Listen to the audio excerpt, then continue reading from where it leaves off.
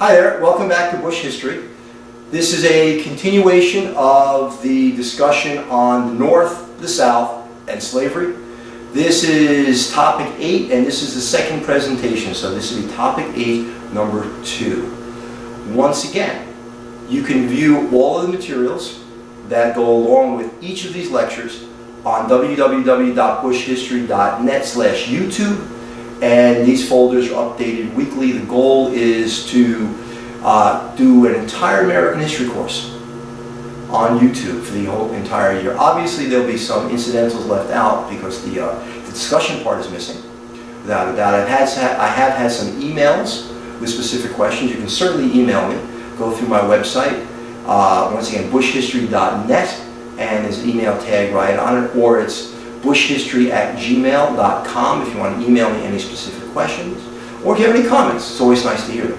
Anyway, I want to take a look at this PowerPoint on slavery in the South, and this ties very closely to Farragher's Out of Many, Chapter 11, and let's take a look. So here you go, the South and slavery. Sometimes people get confused about what is the South and what is the North, which is the whole purpose of having this slide up here, just the way it is. The Mason-Dixon line, which we customarily separate the North and the South, is the southern border of Pennsylvania and the northern border of Maryland. So here we have the southern part of the country, which will become the Confederacy, and this is the northern part of the country. We're really not going to deal with the West at this time. You will notice anomaly on the map, and that's Missouri. Missouri sticks up pretty far north. The Missouri Compromise had stated that slavery would not be allowed in any state north of Missouri's southern border, with the exception of Missouri, henceforth, meaning post-1820. So in either case, north, south, west is considered really the area, Texas heading west. King Cotton and southern expansion. The South grew a variety of agricultural products, and with the advent of the cotton gin in 1793, and that's Catherine Greene. Catherine Greene, the wife of Nathaniel Greene, a Revolutionary War general. She worked with Eli Whitney to develop the cotton gin, but Catherine Greene was not allowed to hold a patent. That's why Eli Whitney got the patent. So with the advent of the cotton gin, cotton became very profitable because it could be cleaned very quickly, and the South turned away from some other crops that were just simply not quite as profitable. They turned away from the idea of tobacco and rice and indigo to a point. Tobacco continued, don't get me wrong. Tobacco continues until today, but cotton became the cash crop. Slaves and cotton. So as the cotton industry grew, the demand for slavery grew. You had to till the soil, you had to plant the seed, you had to cut the cotton, you had to pick the cotton, and you had to clean the cotton. These are all very, very heavily dependent manual labor tasks. And slaves could do it. And slaves could reproduce and make more slaves to do it. So the South became very dependent on it, not really interested in mechanizing. They left that up to the North. There are many examples of slavery being questioned. Nat Turner in Virginia, for example, after Nat Turner's raid and ultimate execution, Virginia actually debated whether they should free their slaves, thinking that they were simply too dangerous. And ultimately, the Virginia state legislature voted not to do that, and instead they instituted a bunch of much tougher laws called the Nat Turner laws. And they had to do with whether you could teach a slave to read and write, and of course you weren't supposed to, whether slaves could travel, how they could travel, whether they could gather, and all of these situations became much more tightly controlled. But it's interesting to see that by the time we get down to the secession of Virginia, in the times leading up to the Civil War, Virginia split. West Virginia stayed with the Union, and Virginia stayed with the Confederacy, went with the Confederacy. So Virginia is an example of an internal disagreement over slavery itself. The international slave trade ended in 1808 as a result of the slave trade compromising the Constitution, but domestic slave trade continued. So now it was simply a matter of, let's have women produce lots of children and we'll sell those children. And in a way, it's every bit as ugly as the international slave trade with that idea. Slavery was predominant in an area that came to be known as the Black Belt. This is the Black Belt. I've drawn lines on the first map that we saw. It starts in Virginia starts to bend southwest as we go through the Carolinas and, of course, Alabama and Mississippi. That it was called the Black Belt not because of slavery extending through it, and slavery certainly did extend through it, but it was called the Black Belt because the soil was very black and fertile. It was nitrogen rich, and nitrogen was necessary for the growing of cotton, and cotton also depleted nitrogen. So it became necessary for plantations and for cotton growers to expand further west in the United States. A pie chart. Interesting if you take a look at this pie chart. The truth behind slavery. First of all, it was against the law to teach a slave how to read and write. Only a small percentage of southern population owned slaves, meaning all of this gray area did not own slaves at all. So most of the Southerners didn't own any slaves. And if you take a look, this small red area owned 20 or more slaves. Slaves were very expensive.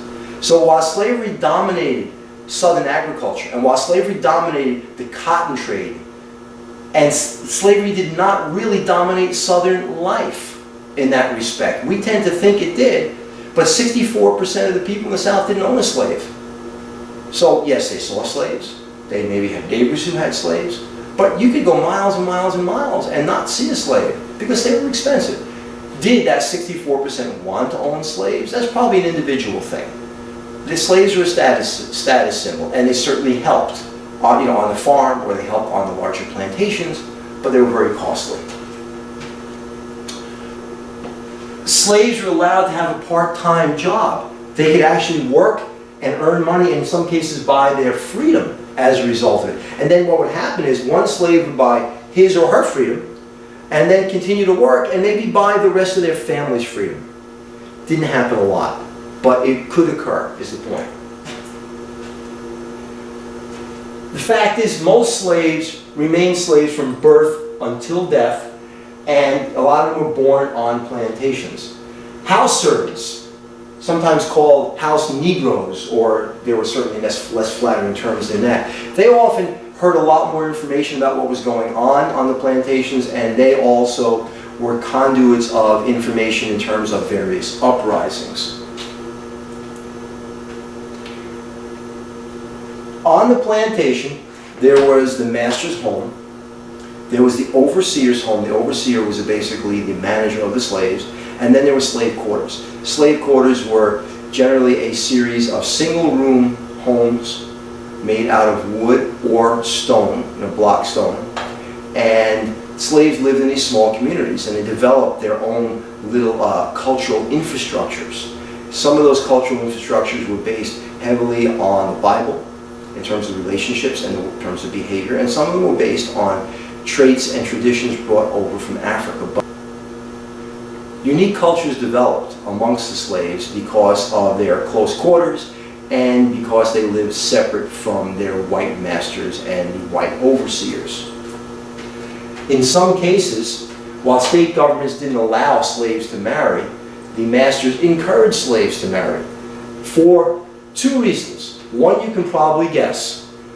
You can produce more slaves. And two, it meant that the slave was less likely to run away and abandon his wife or her husband. So while slave marriages were technically illegal, some masters allowed them because it benefited those masters. And frankly, there were probably some masters who thought they were treating their slaves pretty well. And there are cases of plantations where slaves were treated well, but that's through a very strange lens, because treating well meant food and not severe punishment, but still having freedom denied. There were slave rebellions, 4 key ones. Gabriel Prosser in 1800 Virginia, Denmark Vesey in 1822 in South Carolina, Nat Turner in 1831, and John Brown, who was white, in 1859. Each of these rebellions failed, and each of these rebellions further alarmed the South. On the heels of the Civil War, you have John Brown, who wanted to arm the slaves for a rebellion or a revolution. Nat Turner was probably the scariest one to the South, because he had been a well-liked, well-treated slave by his masters. And he had a vision in the middle of the night in which slaves rose up and killed their masters. And sure enough, that's what he did. So there were attempts at ending slavery from within the population as well, and obviously it's not really going to occur until 1865. The idea that slaves were not allowed to practice their own religions, the religions that came with them early on from Africa, were not allowed in the United States, so they were actually forced to practice Christianity. And then slave owners would show slaves passages in the Bible where slavery was justified. And the slaves would have to believe this, and they believed the only way that they could escape slavery was to be a good slave and then enter the kingdom of heaven, where they would be free. You talk about a mind game and a misuse of the Bible, but it was often used as a justification. Harriet Tubman is one of the best known women in the abolition movement. I'm going to do a whole separate presentation on the abolition movement, but she was the conductor of the Underground Railroad. Now, of course, it wasn't a railroad. It wasn't underground. It was a series of safe houses and trails, and occasionally a ride on a train from the Deep South all the way to Canada, because by the time we hit the middle of the 1850s, the only way a slave can be guaranteed to keep his freedom once he's run away is by going to Canada, because the Fugitive Slave Law was passed as part of the Compromise of 1850, which basically said that a slave who's run away to any part of the United States can be recaptured and returned to slavery. Very, very ugly, for sure. The people who were not plantation owners and not big businessmen were called yeomen in the South. And yeomen, they were Thomas Jefferson's vision of who America would be. They were farmers. They owned small farms, relatively small acreage, subsistence farming, sometimes sold their surplus if they had surplus. Occasionally they would own a slave, and very often from the accounts of when these yeomen owned that one slave, that slave was generally treated like family. Still a slave, still denied freedom, but this idea of whippings and torture on your only slave doesn't make a lot of sense, because then that slave can't work.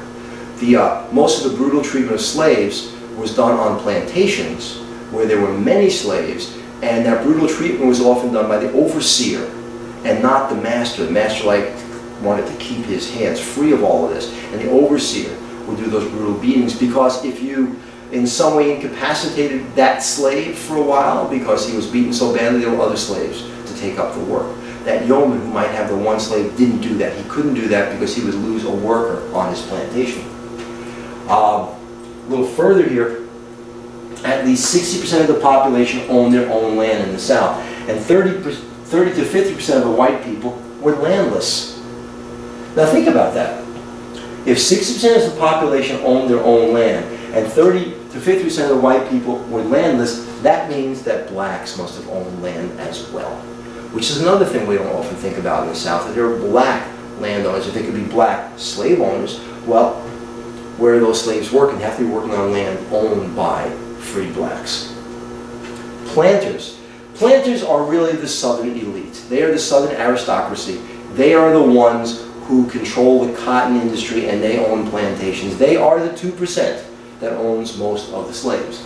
Most planters did not fit the stereotype, being rich and leisure with hundreds of acres of land and hundreds of slaves. 36% of Southern white people own slaves. 2.5% own 50 or more slaves. Those are the planter elite. The largest group of the slave-owning white men were the Southern planters. 2.5% of the population owned 90% of the slaves. That is an incredible idea. That is an incredible thought. But really, is it any different today? Not in slavery, but wealth is concentrated in a very small group of people at the upper end of the socioeconomic spectrum.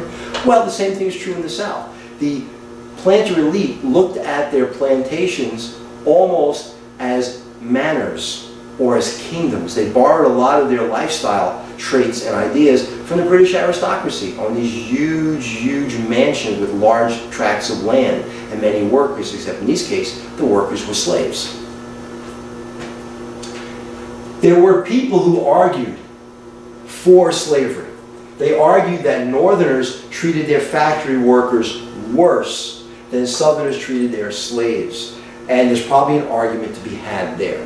Because the Northerner, if a factory worker was injured or unable to work, factory work was simply replaced. There was no investment. In the South, if a slave was injured and unable to work, there was an investment. Now, granted, it is kind of a warped, perverted argument. It really is justifying one thing at the cost of another. Anyway, moving forward here, the North was dependent on slavery as well as the South, the mill system certainly. Charles Finney and Theodore Weld were two proponents of the abolition movement, and Charles Finney actually had a newspaper called The Liberator. And The Liberator was an abolitionist newspaper with all kinds of abolitionist articles. It was actually banned throughout the South later on.